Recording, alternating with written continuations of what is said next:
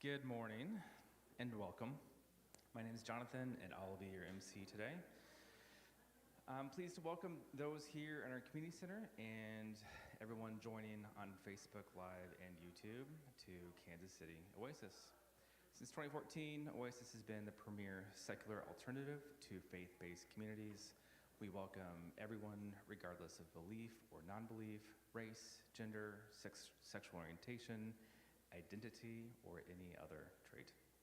We feel the human experience is better when shared, and we're pleased that you've chosen to share it with us this morning.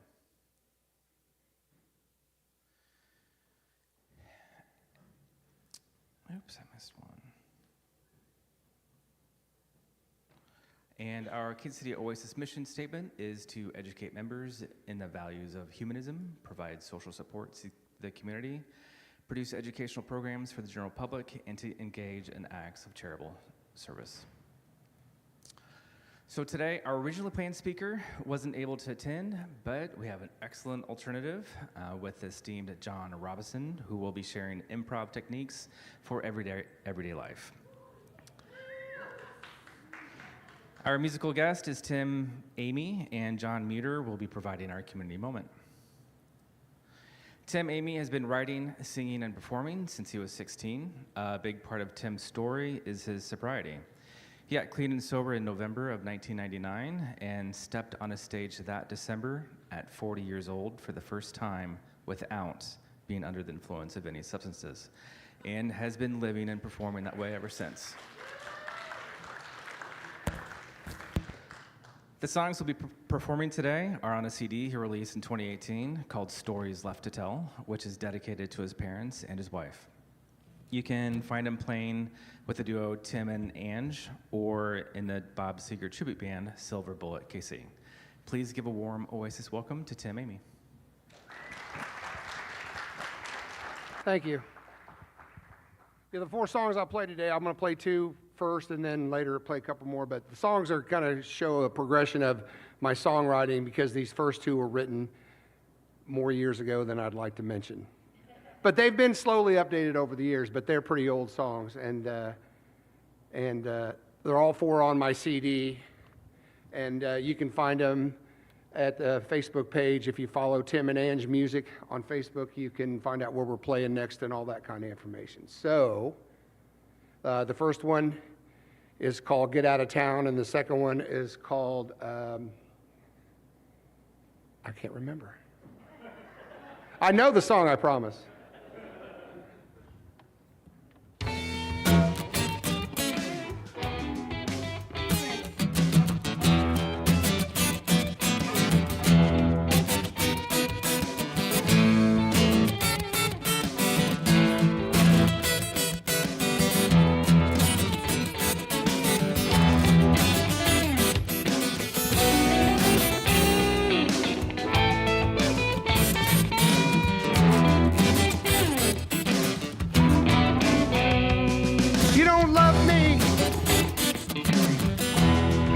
Like you used to do. You don't make love like you used to do. I got one thing to tell you, mama. Get out of town, get out of town. I see you dodging in the doorways, baby, when I see you on the street. I see you dodging in the doorways, baby, when I see you on the street. I got one thing to tell you, mama. Get out of town, get out of town.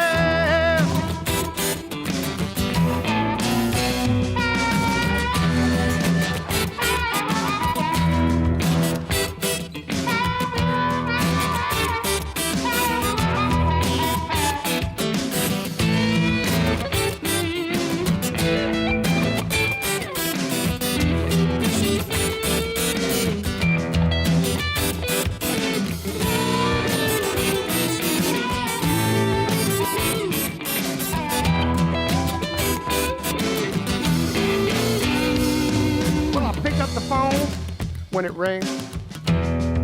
Sometimes I get no answer. I pick up the phone when it rings. Sometimes I get no answer. I know it's that other man calling you. I got one thing to say, hey, get out of town. 'Cause you don't love me like you used to do. You don't make love anymore like you used to. I got one thing to tell you, mama. Get out of town, get out of town.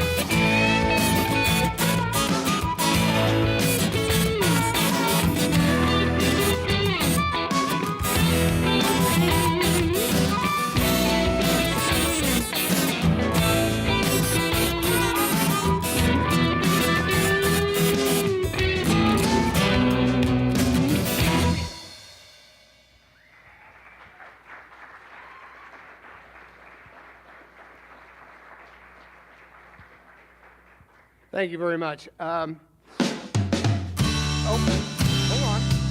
That started by itself. The tracks I'm using, the technology is, these are the actual tracks off the CD with my vocal taken out of it. So all the people that, when I recorded this CD, I got a whole bunch of, did it in my early 50s, mid 50s, and I brought people that I had known all through my life that I had played music with in to do different tracks and different parts. And so I kind of wanted to make it like a tribute of my life, of all the different musicians and stuff. So there's different drummers on every track, there's different guitar players on every track, there's different, the girl singing the background vocals is my actual partner in my duo, Angela Schneider. And, those tracks are left in, so I have a background singer while I'm playing, but my vocal is the only thing taken out of the song. So, but the actual tracks off the CD. This one's called Back in My Mind.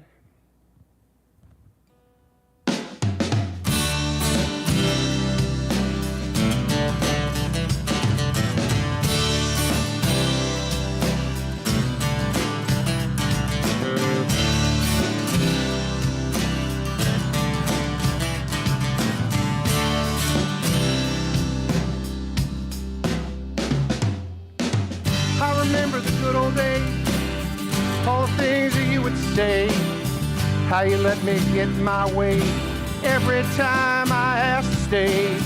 We were young, just having fun, our lives had just begun. All the things I thought we knew, all the things I wanted to do. That's why I spend my time back in my mind with you. That's why I spend my time back in my mind.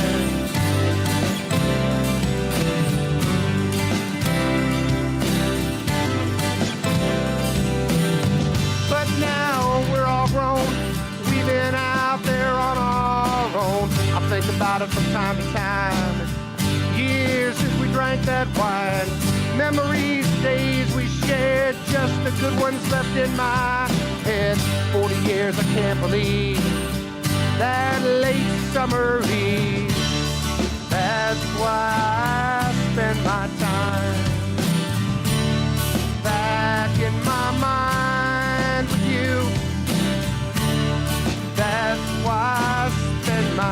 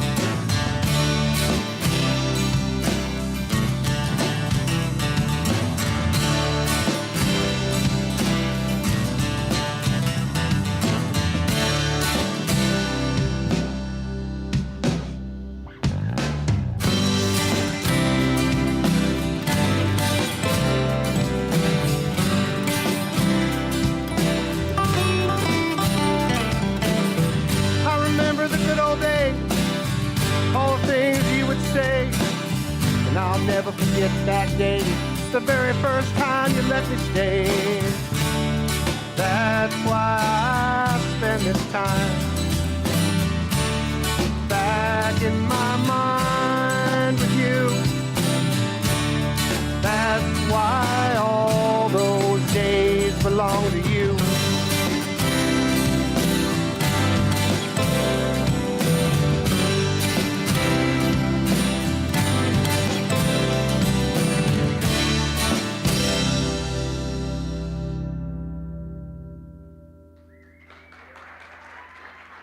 Thank you.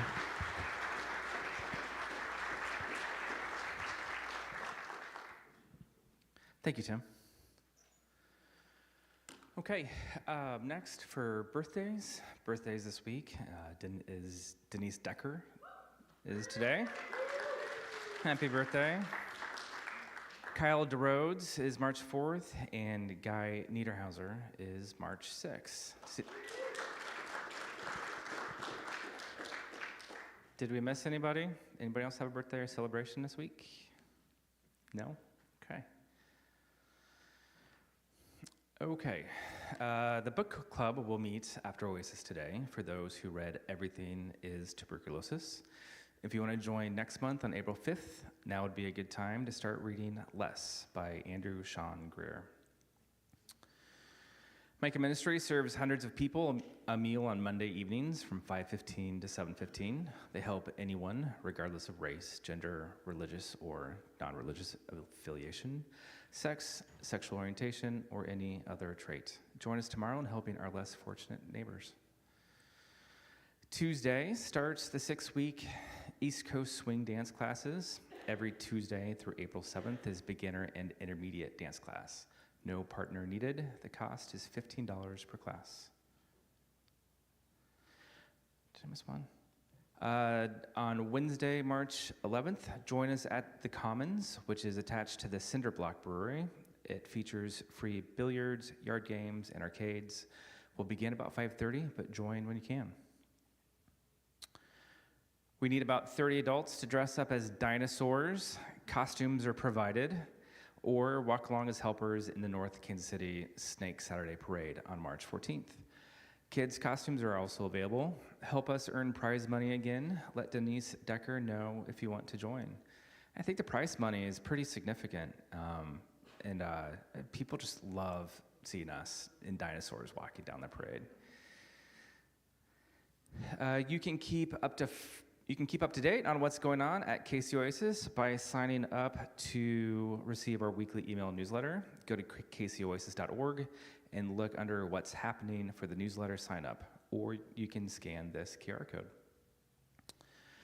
If you go to our upcoming events page and scroll to the bottom of the page, you can subscribe to add all of our events to your calendar. You can also delete the events that you're not going to attend. New events will automatically be added for you in the future. Okay, time for a community moment. Community moments are an opportunity for a member of our community to present on a topic of their choice during a Sunday gathering. For today's community moment, we'll hear from John Mueter. 3 words to describe himself are quiet, serious, and passionate. And if they had a warning label, it would be, just don't get me started.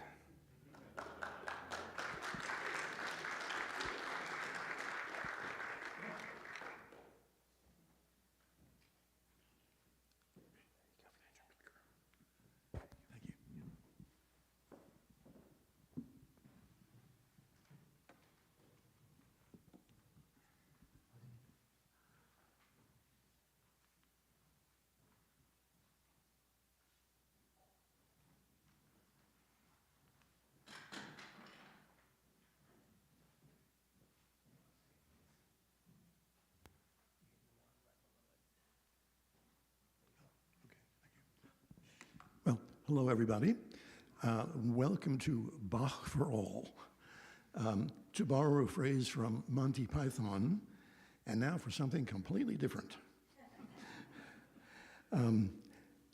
Ask nearly any classically trained musician who is the greatest composer of all time, and the answer will predictably be Johann Sebastian Bach.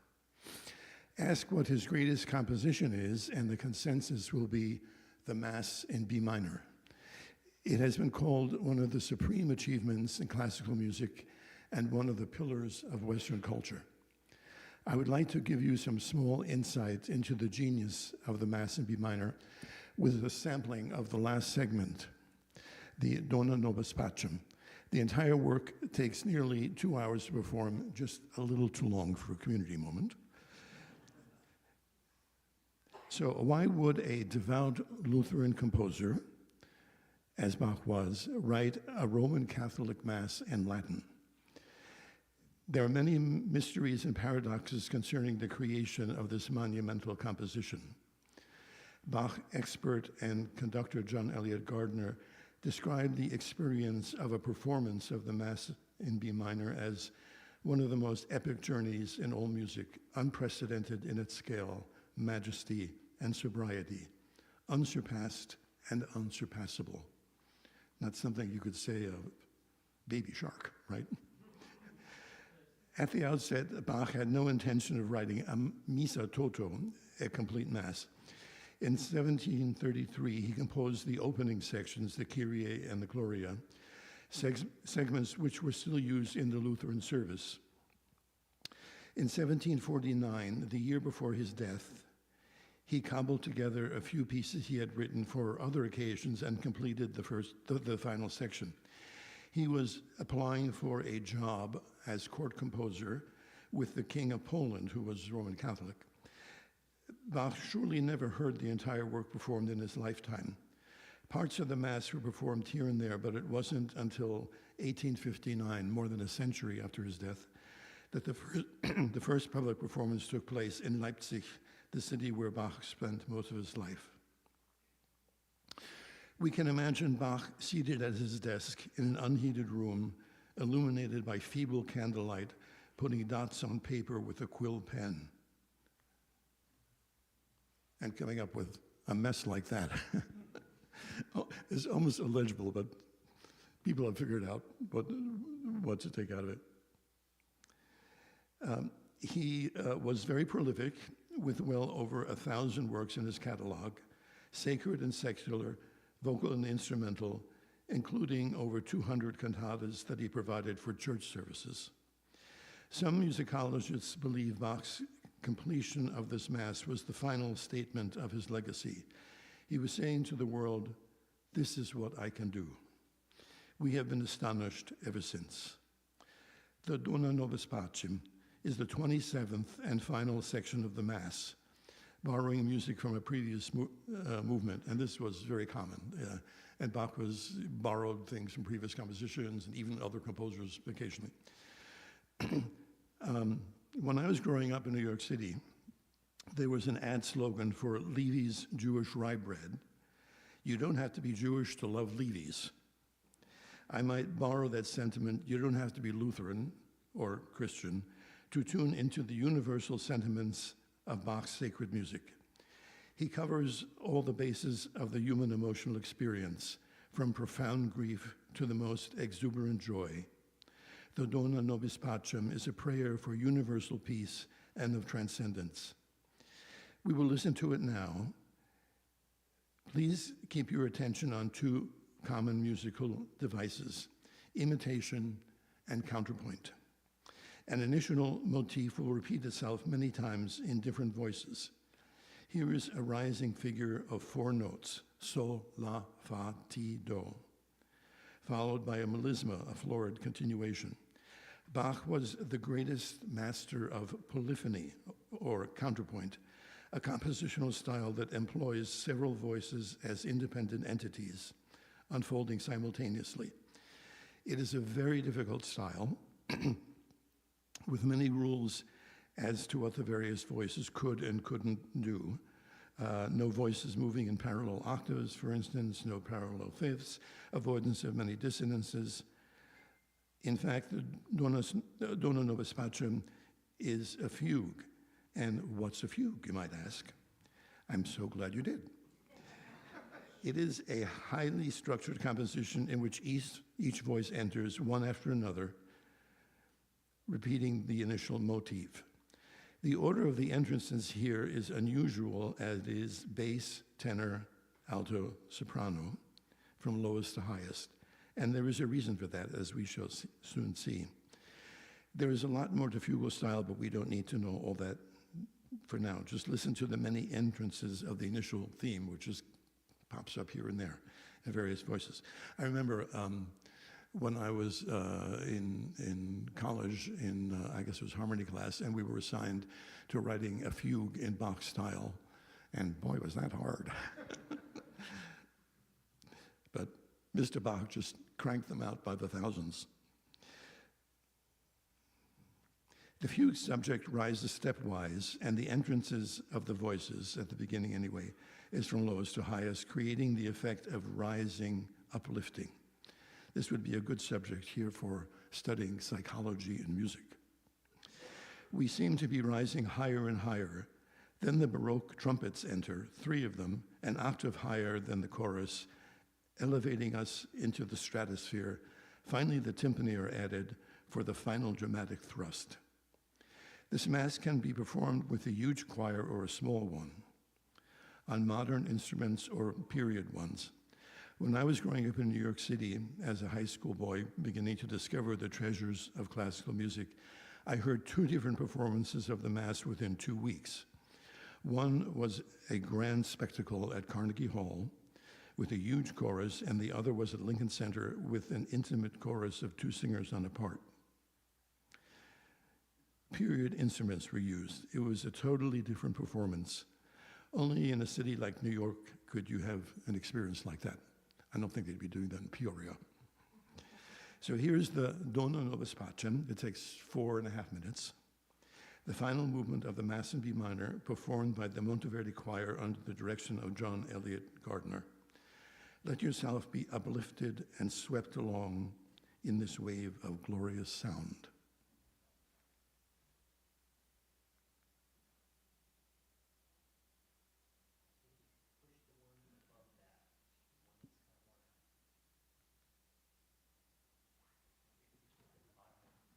Sorry.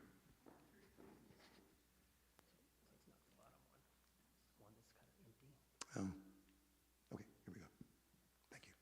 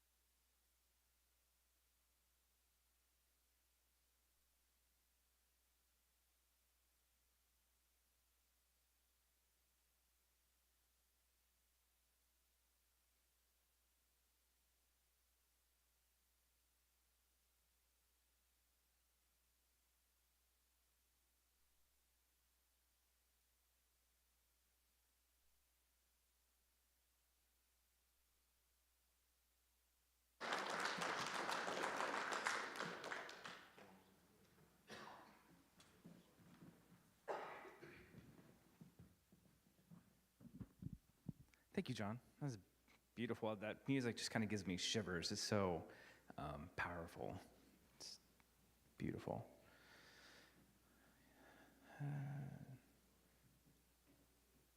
Okay, time for the coffee break. Try to introduce yourself to someone new that you don't know during the coffee break. You can see the TV over the middle doors for more upcoming events and information, and we'll see you back here in 20 minutes. Thank you.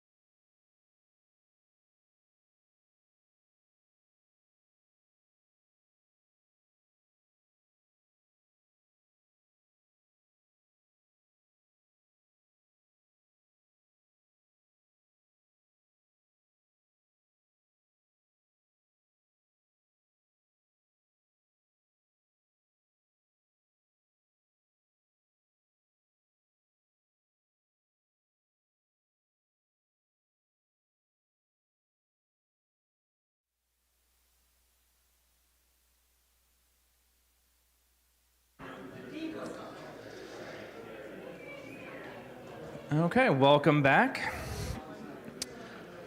Let's welcome Tim back for another song. Before we start, Tim, could you share with us what inspired you to play guitar, and where can we find you playing live soon? Well, I was about 12 or 13. I have three brothers, one older and two younger, and my older brother's 5 years older than me, and it was the late 60s, and he, like I said, he was 5 years older than me, so he was really into the music scene and what was going on, and the hippie movement and Woodstock and all that stuff. So he was bringing, and I don't know how many people remember actual vinyl, but he was bringing records home, Paul Revere and the Raiders and all this kind of stuff that was on the radio at the time, and I started listening to it all, and at, I don't remember if it was 13, 14, I asked for a guitar for Christmas, and my step-grandfather at the time, who was married to my grandma, bought me an inexpensive guitar, and I started piddling around with that. And then, so I learned a few chords and started writing songs, and it really, in the early days, what inspired me the most was I got into high school, and I would go to parties on the weekends, and I'd be that guy in the corner playing those folk-type songs, and I was just trying to meet girls, is what I was really trying to do. 100%, absolutely. But the girl thing didn't work out as well as the songwriting and the song playing and getting interested in playing more and more. And then I got in a rock and roll band, and it's been 50 years. So Very cool. now, yeah. So Good. Thank you. Okay. you ready? Yep, let's go. Okay. This is the title track off the CD, Stories Left to Tell. What happened was, like a lot of people do, I quit. I stopped playing. I was over 450 pounds. I couldn't hardly play. I didn't want to leave the house. And I met the woman who's now my wife, and she inspired me to get up off the couch. We both had weight loss surgery. She didn't even know when we first started dating that I even played the guitar, because the guitar was in the case and the case was in the back room, and it never came out. And so when I started feeling better about myself, the guitar came back out. And she goes, "Why don't you play more often? I love hearing you play." And then that turned into, I told her, I said, "Well, my dream has always been to record a CD of my own." And she goes, "Then get off your butt and go do it." So she did. And so that led to writing the song for the CD, and the song is about her, and it's called Stories Left to Tell.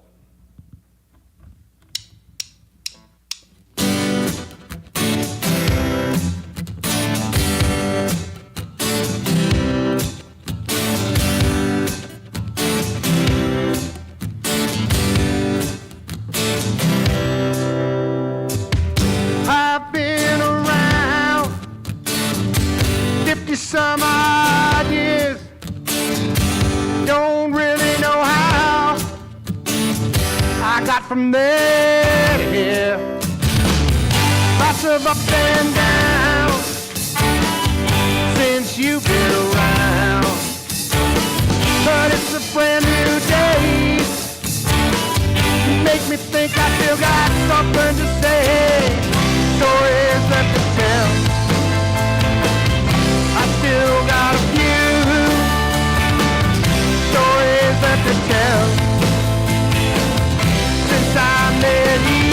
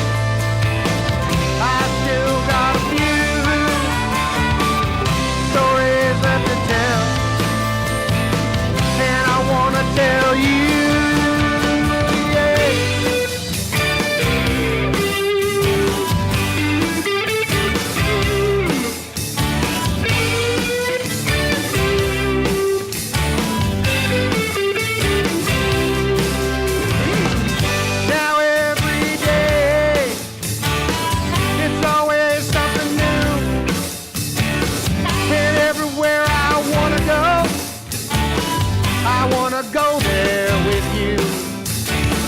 Now I've been around 50 some odd years, and all I really wanna do is spend 50 more with you. Stories left to tell. I thought I was through. Stories left to tell. Everyone's about you.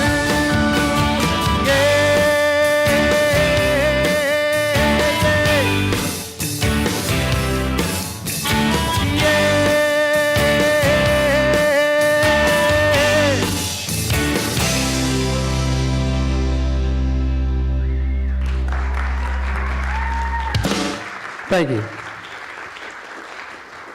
That was awesome. You had my toe tapping with that one, Tim. Thank you. Hey, where can we see you play in the near future? Do you have any gigs lined up? Yeah, I got, here, hang on a second. I wasn't expecting that. Yeah, I have, March 7th, I will be at Transparent with my partner, Angela. We call ourselves Two for the Show. March 7th, I'll be at Transparent Brewing in Grandview.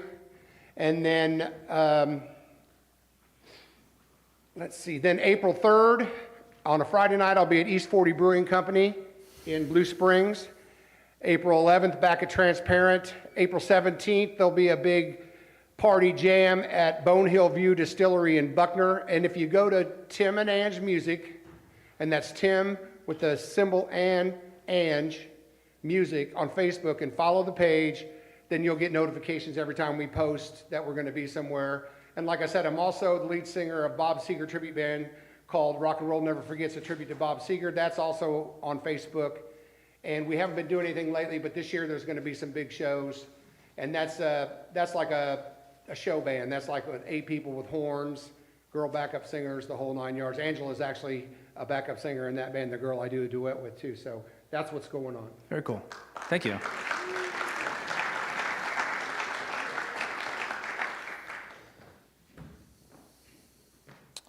Okay, now it's time for our main speaker. Before we start, please note that our program is designed to generate conversation and engage our powers of reason, not as a forum to start debates. The following presentation has been prepared by our speaker and not by KC Oasis. Please respect the views of our speaker, and if you have any questions, a Q&A portion will follow as time permits. John Robison founded his first community theater group at age 19. He did his first improv show in 2001. He traveled to Chicago to study at Improv Olympic in Second City, then brought those skills back to Kansas, founding the Roving Imp Theater in 2006. In 2014, he founded the Guild Theater in Lawrence. When the pandemic hit in 2020, he took the show online, producing weekly variety shows for over a year before returning to live performance. Please welcome John Robison to tell us more about improv.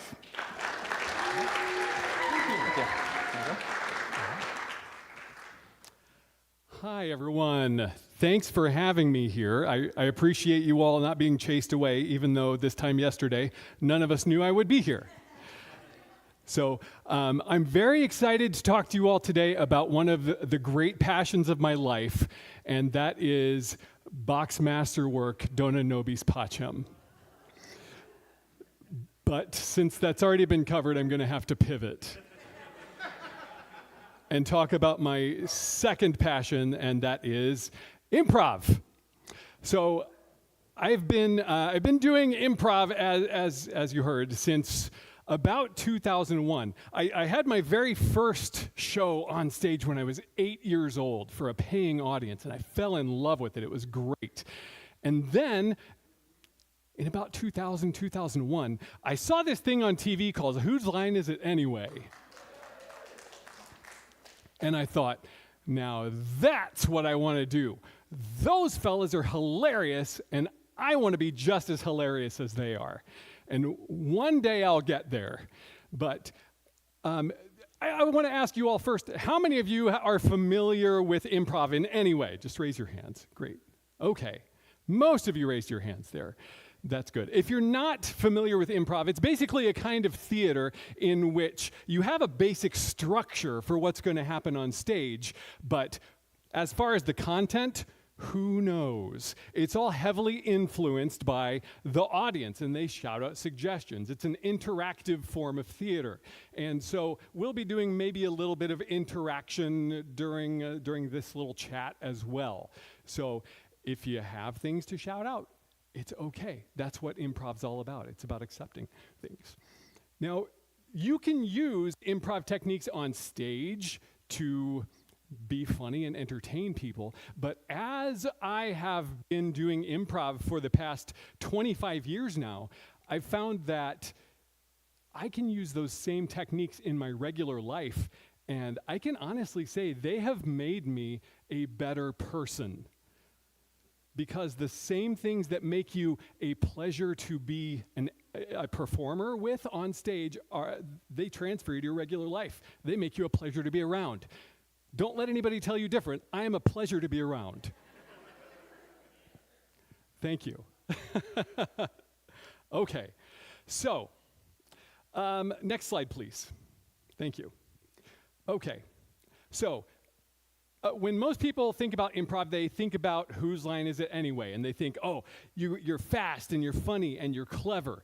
But once you really dig into improv, it's not all about that. It's not the goal. The goal is to entertain, but being funny, it's kind of a byproduct. What we aim for in improv is authenticity, being present, being responsive, and being collaborative.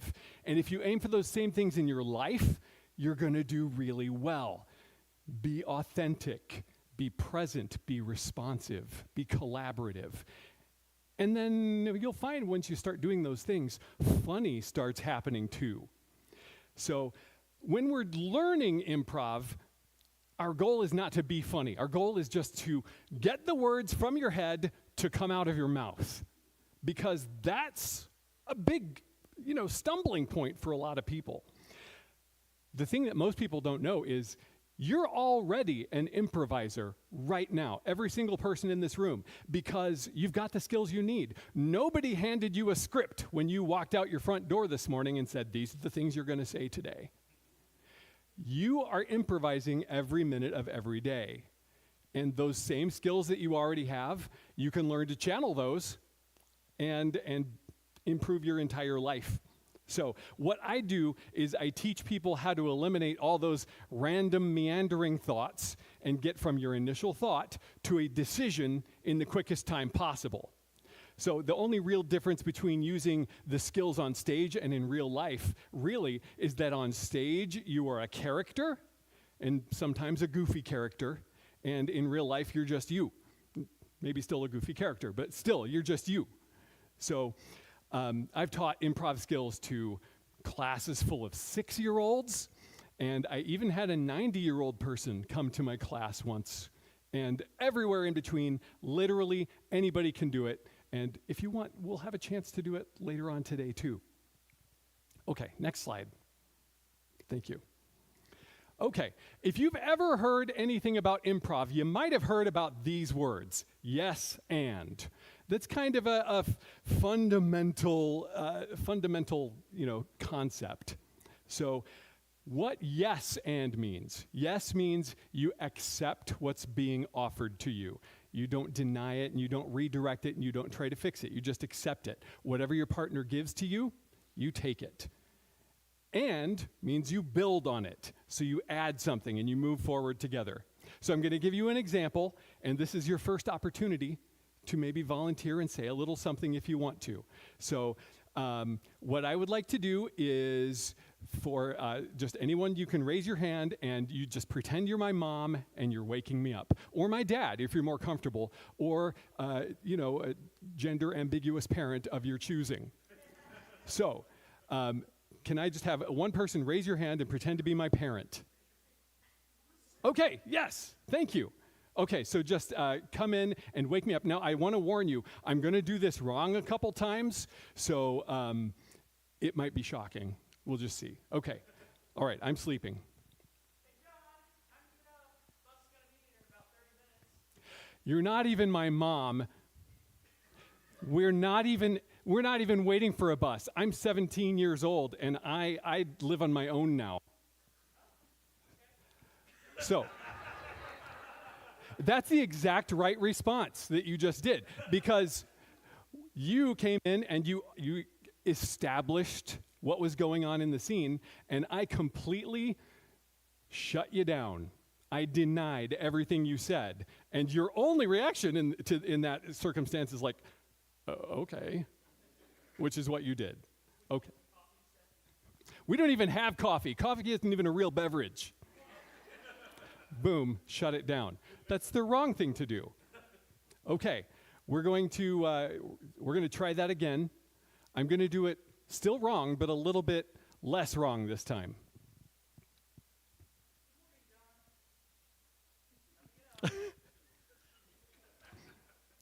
Okay.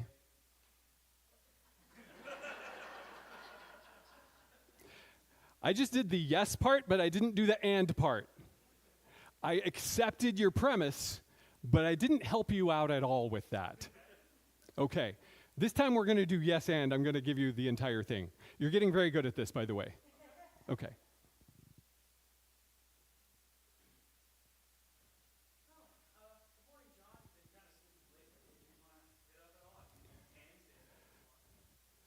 I'd really like to stay in bed. I had a really late night last night.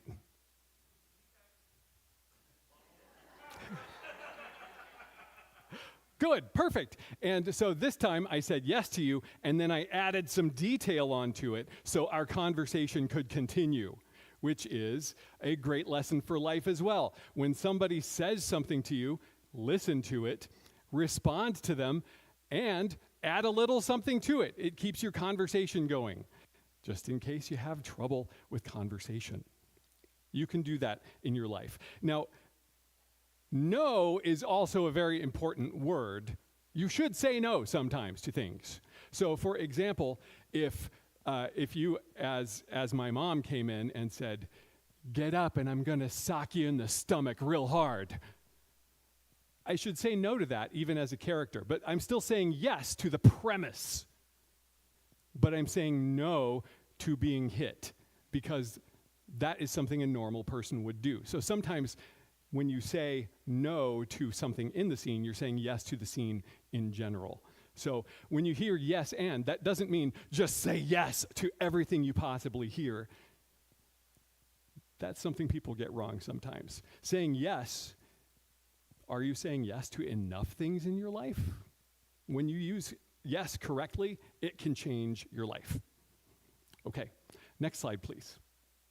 Thank you. Okay, mindfulness and listening, 2 more improv concepts. Now, yes and only works if you're paying attention and listening. And a lot of us, most of the time, maybe we're not really listening. We're just kind of waiting to talk. Mindfulness means that you're actively engaged in what's happening around you in the present moment. Useful on stage, useful in real life. Okay, it's time for another demonstration. Do we have anyone who would like to tell me just one thing that you have done in the past 24 hours? Could be anybody. I have somebody in the back in a red hat. Thank you. Did you say you glued yourself to the couch? Yes. Okay, that's what I thought. Okay, so I accidentally listened to you. I'm sorry about that. I was going to do this wrong first. Could you give me that again, and I'll try not to listen this time. I glued myself to the couch all day yesterday. And you should care about that. Okay, yeah. Exactly. When you don't listen to somebody, when people are obviously not listening to you, you just felt disconfirmed and like, why am I even here? But how many times have we talked to somebody who a loved one, and they're talking to you, and you realize, oh my gosh, I haven't heard a thing they've said because I'm not really listening. I was just talking a minute ago about one of my kiddos who wanted to tell me a story about, he was like, "Hey, Daddy, do you want to hear a listing of all of the companies that made models for the very first Star Wars movie?" Okay.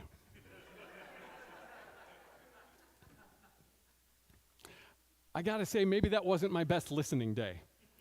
Okay, I'm gonna give you I'm gonna ask you if you would just give me that same thing again, and then I will give you another take on listening.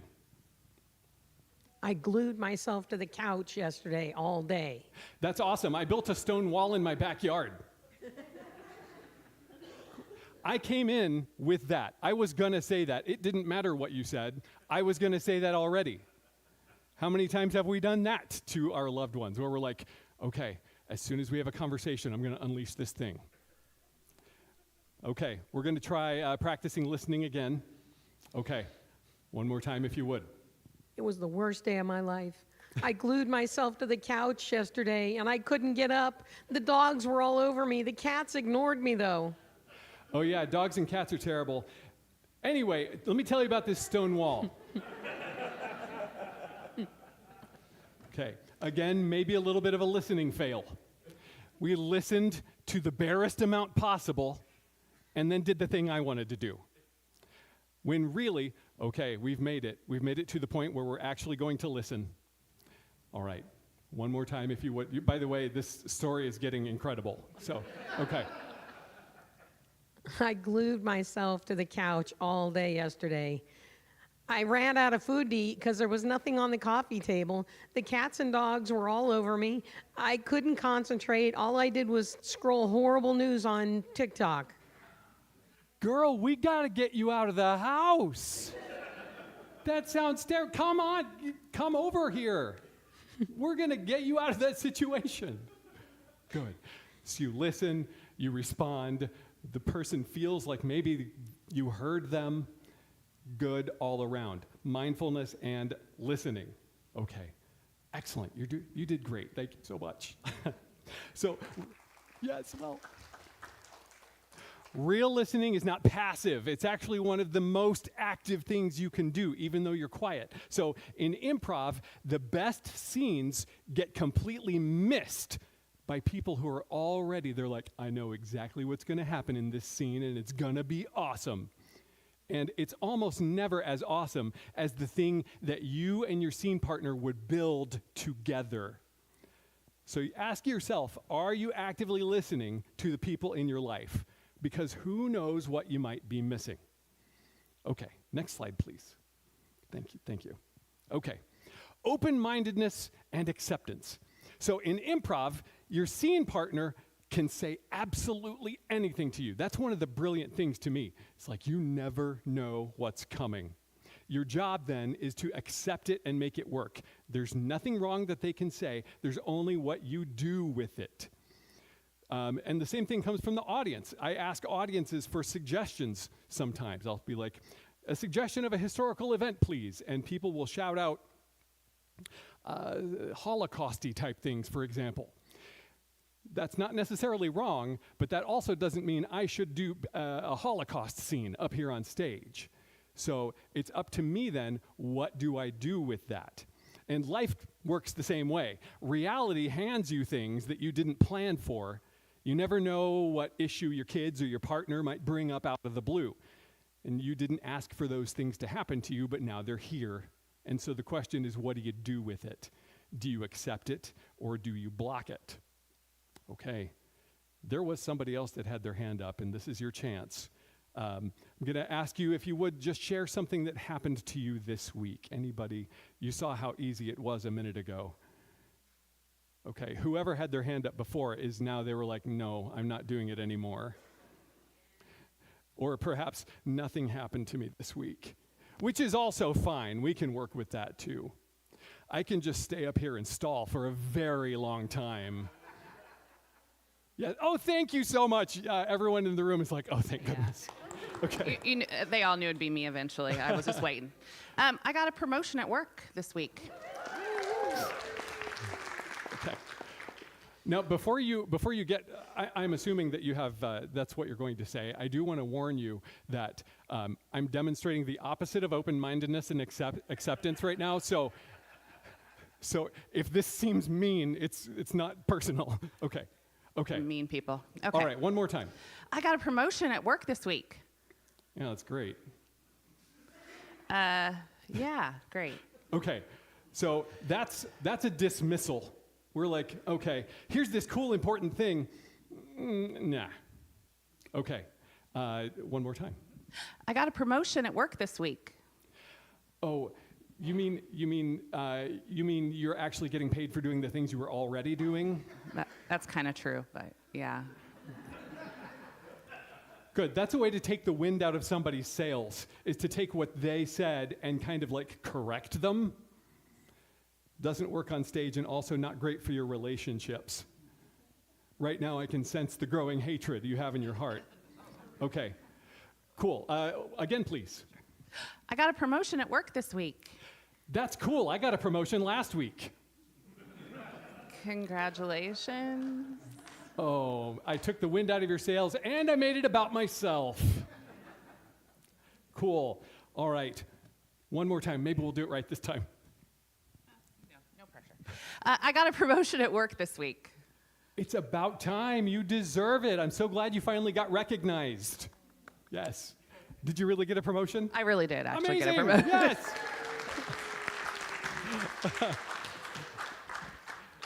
So blocking like that doesn't just shut down the conversation, it also shuts down the person.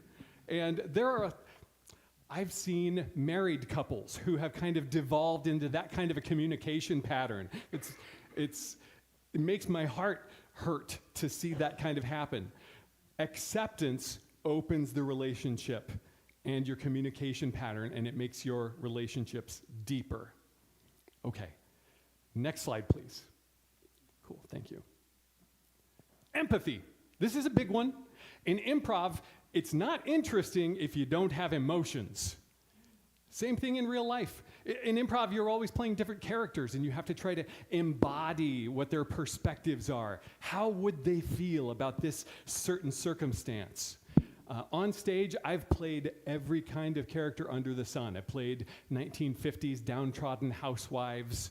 I've been a death row inmate. I've been a clown, first day on the job.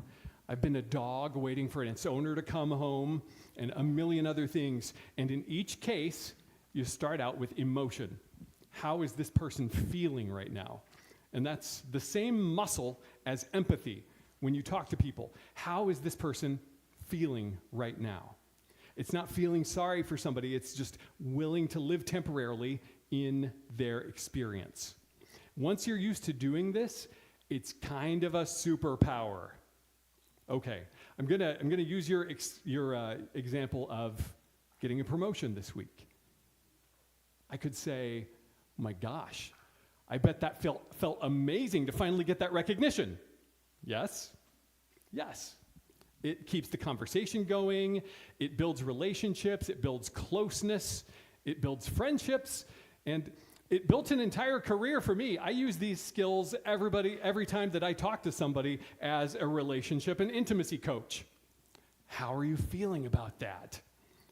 You step into somebody else's experience, and it's not just good improv, it's good humanity too. Ask yourself, how might your spouse be feeling right now? How about your kids or your parents or your friends? How are you all feeling? Okay, next slide, please. Thank you. Fearlessness. Okay, quick show of hands. Who here is afraid of looking dumb? Okay, great. Most people, some of us don't have a choice, right? Most of us raised our hands there. I'm assuming that those of you that did not raise your hands did not do so because you thought maybe you'd look dumb. So I'm going to say maybe that was everybody. Or maybe you were just afraid that you were like, no, he's going to call on me to talk. I just know it. Every single person in every single improv class I've ever taught, they feel nervous and afraid and apprehensive. And we've all heard that people are, in general, more afraid of public speaking than they are of dying. And but somehow, in an improv classroom, within about 5 minutes, it's the safest room that you've ever been in. Because in improv, we're all in the same boat. We're all learning something new and trying to rewrite the wrinkles in our brains. And really, all of us as people, we're all in the same boat. All of us have problems that we're trying to work through. All of us experience world events on a personal scale the same way. And when you talk to somebody about that, well, I mean, what if you do it wrong? What if you don't sound the smartest? What if you get up in front of an entire room of people and lose your place in your notes? It happens. It's okay. Failure happens to all of us. You're going to fail. You're going to be unsuccessful. But life goes on, and the class goes on, and failure is part of the whole thing. It's just information. So it's something that you can learn from. And then you do another scene. You move on with your day. Nobody is keeping score. I guarantee you, if you fell down right outside there, probably 3 hours from now, nobody would remember it. Or they would, and it would become, how you became friends with that person forever. But either way, you're coming out ahead. The audience isn't there to judge you. Other people aren't there to judge you. And if they're judging you, you don't need that kind of noise in your life. People around you should be rooting for you. Most of what holds us back in life isn't actual danger. It's the anticipated fear of something that usually isn't coming. Just like Mark Twain said, I've had a lot of worries in my life, most of which never happened. So, do the hard thing, take the chance. Okay, next slide, please. Thank you. Improv has also helped me with creativity and fast thinking. This isn't just about being clever, it's about avoiding that voice inside you that censors your thoughts, that little voice that's like, okay, I need to think out this thing before I say it. Get rid of that thing. Be real with people. Fast thinking, for me, it's just trusting your first instinct. It's getting rid of that inner critic before it shows up and ruins everything. Once you get to a certain level in improv and in conversation, you will have brilliant and hilarious things coming out of your mouth, and you know for sure there's no way that you could have ever said those things. But somehow, here it is coming out of your mouth. So just let your creativity free of your actual thought process. You might surprise yourself. I'm going to show you a quick technique that will guarantee that you will never run out of things to say. You could keep a conversation going indefinitely with this sort of technique. Okay, I would just like for somebody out there, just shout out something that you've held in your hand in the past day. Great. I heard a lot of things. My favorite was cocktail. I'm pretty sure more than one person said cocktail. So we'll just go with that. So this is a technique that I call spider webbing. So if you imagine that there's a spider web from a cocktail to something else in the room. So for example, a cocktail goes to the bartender. And so I can tell you a story about the coolest bartender I ever met. And as you might imagine, little handlebar mustache with the curlies at the end. It was a hipster bar. And it was one of the best experiences I ever had. So then you can spider web that to somebody else. I was talking about the handlebar mustache. And, the handlebar mustache reminds me of those old-timey weightlifters who had the handlebar mustaches and they wore the unitards, and then they would always lift the weights with the poundage written on the weight. I don't lift weights myself, as you can probably tell. But I used to a long time ago, and that's primarily how I built strength. So you can take these techniques. Okay, what does lifting weights remind you of? It reminds me of going to the gym. Going to the gym reminds me of something else. You can keep conversations going forever. All you got to do is listen and share focus, and you can keep it going literally forever.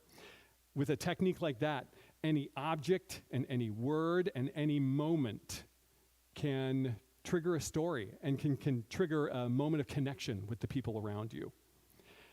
Your inner critic might tell you that you're not interesting enough or not funny enough or not creative enough to do improv or to talk to somebody cool or, look, there's Taylor Swift over there. There's no way I could ever be interesting enough. to talk to Taylor. No, but you are. Yeah, talk to Taylor. Because nobody has the experiences you do. Nobody else has the experiences you do. Your perspective is specific, and you can tell stories that literally no one else in the world can tell. Every person in here has amazing stories that could captivate this entire room. And I would love to hear those stories. Okay, next slide. Thank you. Oh, I'm not ready for that yet. That's the end. We're not ready quite for the end. I did want to put this into practice just a little bit and give you a chance to do a tiny bit of improvisation. We're just going to improvise one word at a time. So I can ask you if you're willing to do this one word at a time. All you got to do is just stand up where you are now, and I promise you won't have to do any movement. You won't have to look silly. I promise I'll take good care of you. Okay. All right. Just stand up where you are. All you have to say is one word. Thank you. Awesome. See, that was my worst fear, and now you have taken care of me. Okay. And that's perfect right there. So what I'd like to do is I will just point at you, and when I gesture towards you, just say one word. We're going to all tell a story, one word at a time. I would love to pass the handheld mic. Yes, thank you. So just be loud and be clear, and we're just going to do, we're probably not going to tell the whole story. End the sentence when it's appropriate. Just listen to what came before you and say what might be the next word in the sentence. Sarah, you've got the mic. Would you like to start the story? So, I love candy. We're going to do One excellent. word. Candy. Yeah, you did like 8 times the work I wanted you to do. This is why I do not like these kind of activities. You're overachieving. This is great. So just do one word. Give us one word, Sarah. Candy. Candy.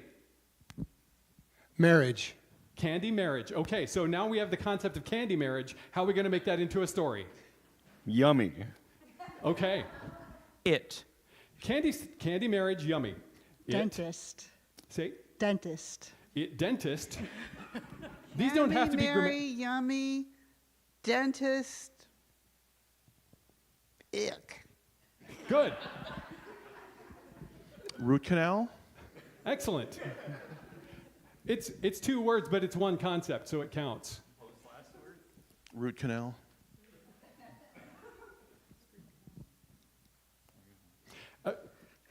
Just in case you're wondering, a verb sometimes is helpful. Yeah. Good. It was is. Say that one more time. Is. Okay. Painful. Excellent. All right. Thank you so much, Jonathan, designated microphone runner. Root canal is painful. After. Divorce.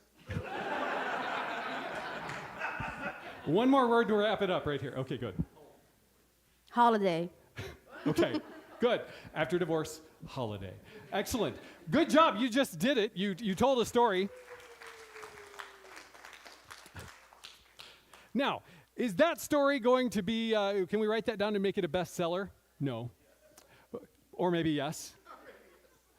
That's not the point. The point was to improvise, and you did it. If you improvise one word, which you just did, you can improvise 2 words. Or 8. If you can improvise 2 words or 8 words, you could improvise an entire sentence. If you do a sentence, you could do a conversation. And with enough practice, if you can do one conversation, you could do an entire 20-minute show with just the experience you have right now. That's one of the things that I do when I go to improv festivals all throughout the country. One of my shows is beforehand, I scout out the crowd and I find someone who looks like maybe they're not an actor. And I ask them, would you come up and do this half-hour show with me? And believe it or not, I've never been turned down. I've had people of all shapes and sizes, from kids to people that are great-grandparents come up and do shows with me. I will never forget, I was doing a show in Colorado Springs.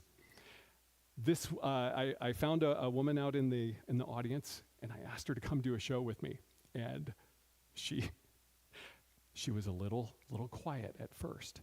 But we use those techniques where basically it's just conversation. We're just talking. And then we start to incorporate more characters. And I say something like, "Mom, I don't want to wake up right now." By the end of that show, that very quiet woman from Colorado Springs was pretending to take a chair and beat me to death with it. That's a success. You have these improv skills in you right now. You don't have to use them to perform. You can just use them to improve your life and improve your relationships. Okay. I think I'm just about ready to wrap. I've completely forgot to pay attention to time, so I apologize if I've gone over. Okay, next slide. Yep, that's it. Okay, these are theater-related links. The first one is my email address. If you want to know more about improv, it's one of the things I love talking about the most. Email address is thejohnrobison@gmail.com. Notice my last name is spelled the correct way without all those extra N's in the middle. Anybody in here whose last name is Robinson? That's what I thought. Okay. The second one is incahoots.online, because these days most of the improvising I do is in people's front rooms, in big corporate banquet rooms, and even on a moving train where I do murder mystery shows. Yeah. I didn't expect to get an ooh so early in the morning. And then the last one, that is one of the ways if you're like, this improv thing sounds like something I might want to give a try to. KansasCityComedy.com. I live in Lawrence, so I'm not here local, but these folks are local. And when I lived in Kansas City, I performed with them. You can get involved by going to KansasCityComedy.com, and they'll take good care of you. And then because creative people are often creative in many different ways, in case you're curious, here's another list. Bigfield.org, that's my relationship coaching practice. You can go there. HaskellFoundation.org is the nonprofit that I help run that helps out students at Haskell University in Lawrence. And AfterImageClub.online is my album of 90s style trip-hop songs that I wrote and produced. And, oh, wait for this, SupernovaGhosts.xyz is my concept album of songs of various genres that I wrote, all based on different episodes of the original Star Trek. It'll blow your mind. So, there you go. Thank you all so much. I've really appreciated your attention.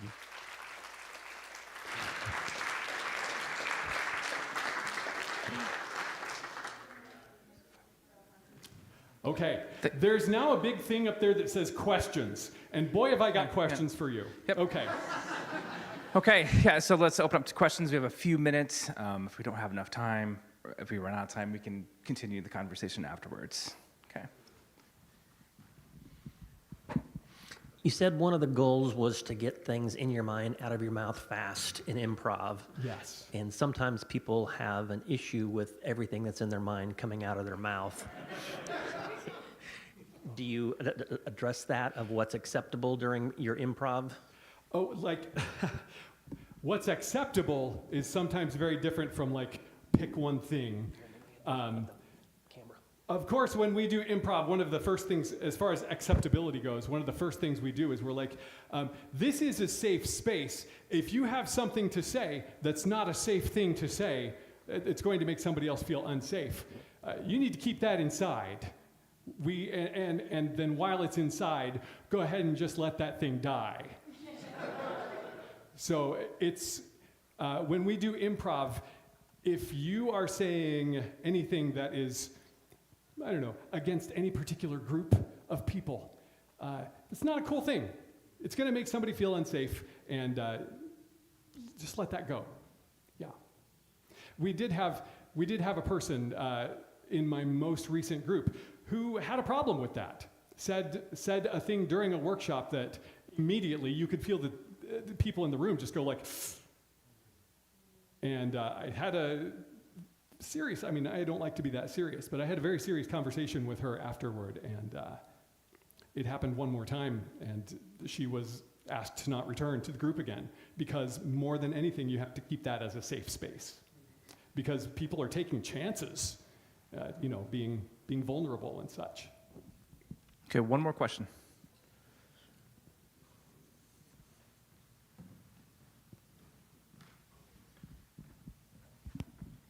Have you ever had a moment when you were speechless? Oh, sure. You might not think it if you've been listening to me yap for the past half hour, but yeah.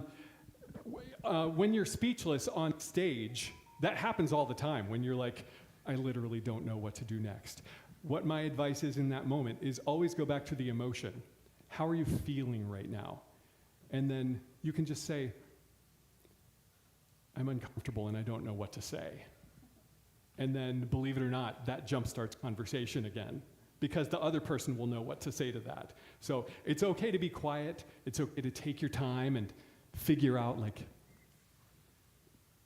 you don't have to be afraid of the silence. Yeah. Okay, thank you.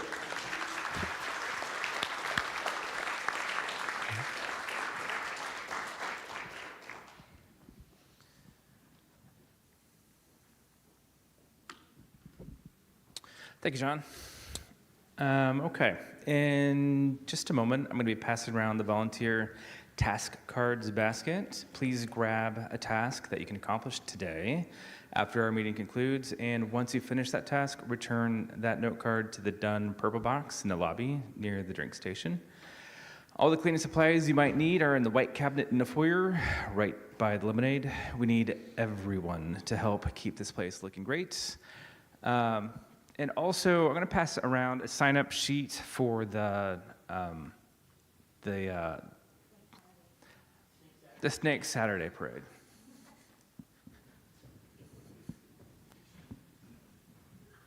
Okay.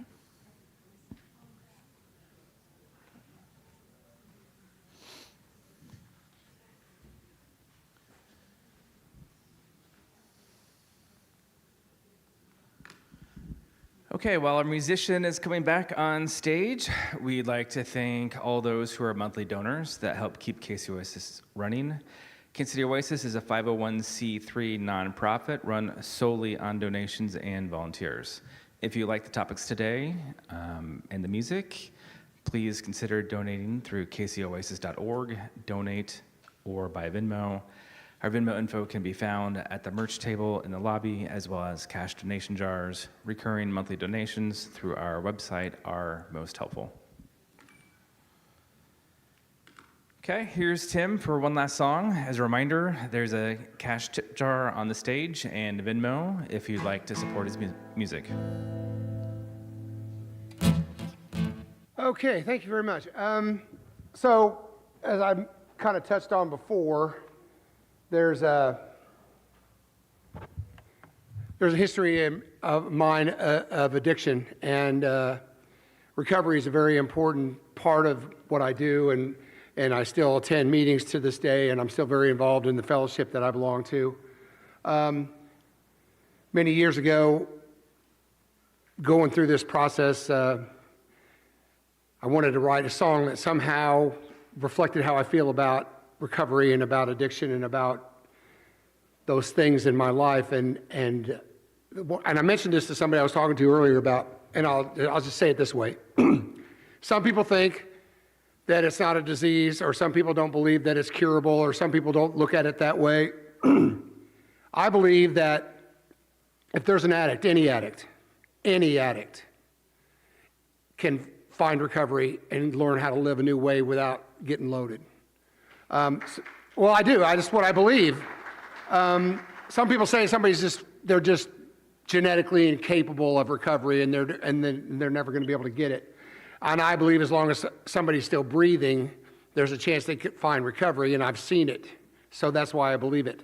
So I wrote a song about, the song is called There's No Reason, and what it basically is there's no reason to give up on somebody, no matter how bad it gets. So this is also on the CD.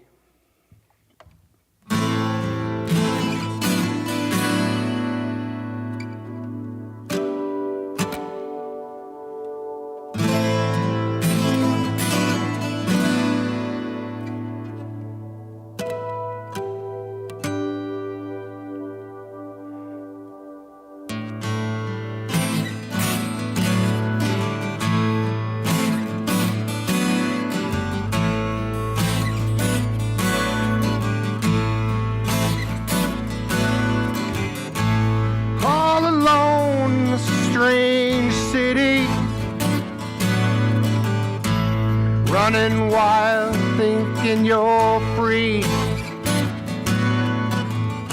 So fertile are the seeds of fear. They tear you up and eat you alive.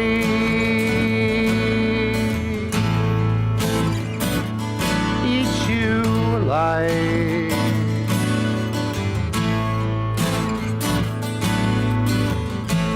Jenny was found in the corner, lying there naked, all alone. Nobody knew where she came from, but I believe she's finally home.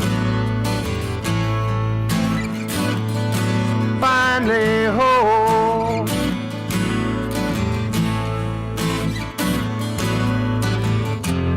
There's no reason to turn your back and walk away.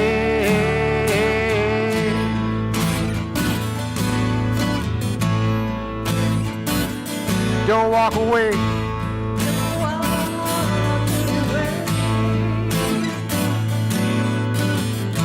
Religion talks about sin and sinners. Why is one right, all the others are wrong? Getting hooked on one belief brings rigidity. Don't they all bring peace and teach about love? Teach me love.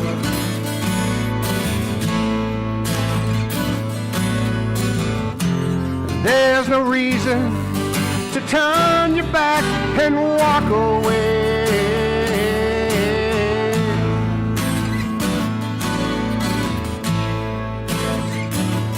Don't walk away.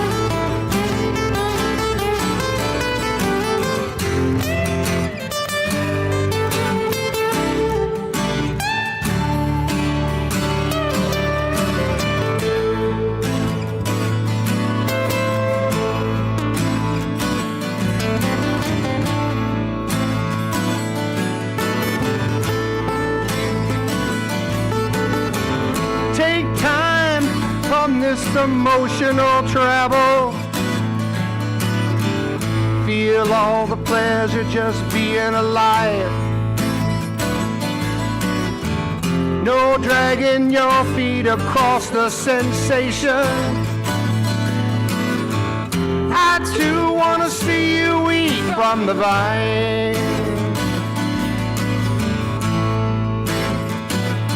Eat from the vine.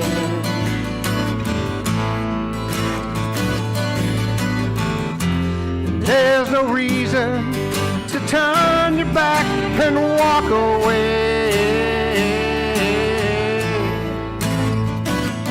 Don't walk away. Teach me love. Eat from the vine. There's no reason to turn your back and walk away.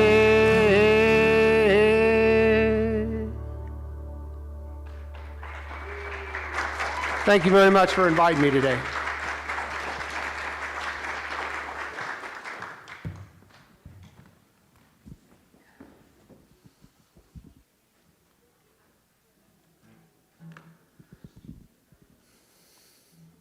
Okay, our after Oasis lunch location is going to be the Grand Falloon on the plaza. We can continue the conversation with the other Oasians. There's convenient on-street parking available throughout the plaza. There's several free parking garages within a short walking distance to the Grand Falloon.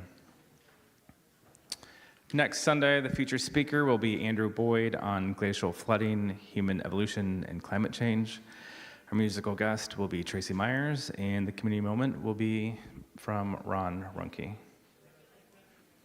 Before you all head out, please take a few minutes to help clean up. Again, we'd like to thank this week's presenters, John Robison and John Mueter, and musician Tim Amey. And thank you all for being here or tuning in online. We'll see you next week.